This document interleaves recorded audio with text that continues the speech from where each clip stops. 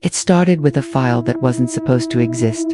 Not hidden, not encrypted, just sitting there, quietly breathing, on a forgotten corner of the internet, like it had been waiting to be found. No password, no warning, just a name that didn't make sense, and a timestamp that felt wrong, hours ahead of reality, almost like it had already happened, before anyone knew it would. And the strangest part, the person who uploaded it didn't exist. You don't usually notice when something begins to feel off. It's subtle at first, like a glitch in the corner of your eye, a headline that disappears when you refresh, a post that gathers thousands of views, then vanishes without a trace. That's how people first started talking about it quietly, nervously on obscure forums, where nothing is ever truly forgotten, except this. They called it the leak.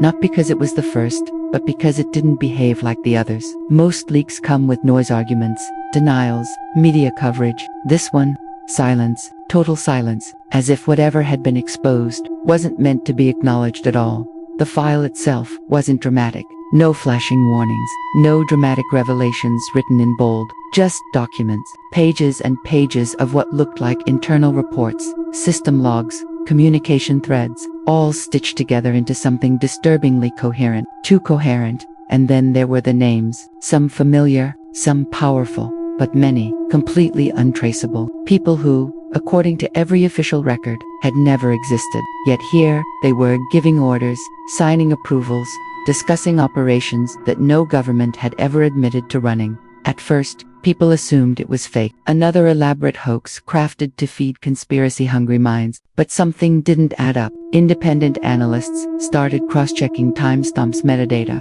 writing patterns, and the deeper they looked, the less it felt like fiction.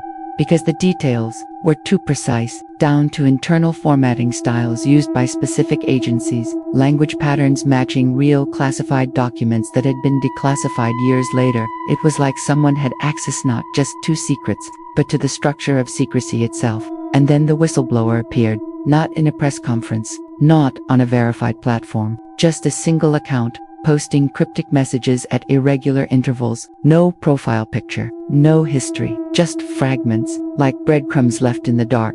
I didn't mean to find it.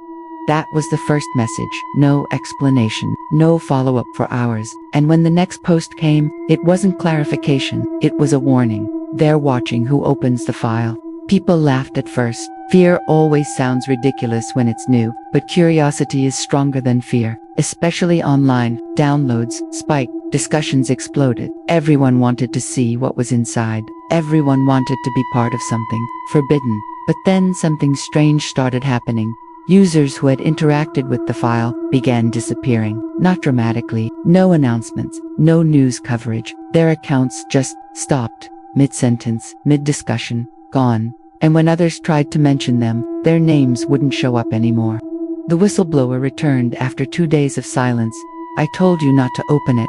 This time, there was more. Screenshots, system logs, showing access points being tracked in real time, not by usernames, but by locations, coordinates, exact positions. Whoever was monitoring the file wasn't just watching online activity, they were watching people. And suddenly, it didn't feel like a leak anymore. It felt like a trap. The narrative began to shift. What if the documents weren't exposing a hidden system, but demonstrating it? What if the leak itself was part of the operation? A test, a filter, a way to identify who looks too closely, who asks too many questions, because buried deep within the files was a pattern, repeated references to something called awakening phases. Levels of awareness, behavioral tracking, psychological mapping. It wasn't just about secrets anymore. It was about control. Then came the twist no one expected. Someone decoded one of the encrypted sections, and what they found wasn't another document, it was a list, not of officials, not of operatives, but of ordinary users, forum members, anonymous accounts, people who had downloaded the file, commented on it, even just clicked on it out of curiosity. And next to each name, a status. Active, monitored, removed. Panic spread faster than any leak ever could. People tried deleting their posts, their accounts, their entire online presence, but it didn't matter. The list kept updating, real-time changes, names, shifting categories, without explanation.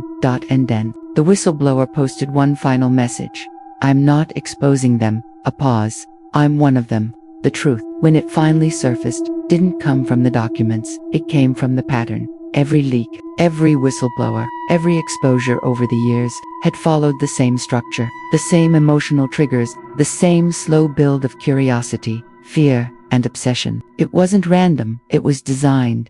The Great Awakening map wasn't a map of hidden power, it was a map of us, our reactions, our curiosity, our need to believe there's something bigger, something secret, something just out of reach. The leaks weren't breaking the system, they were feeding it. By the time people realized what was happening, it was already too late.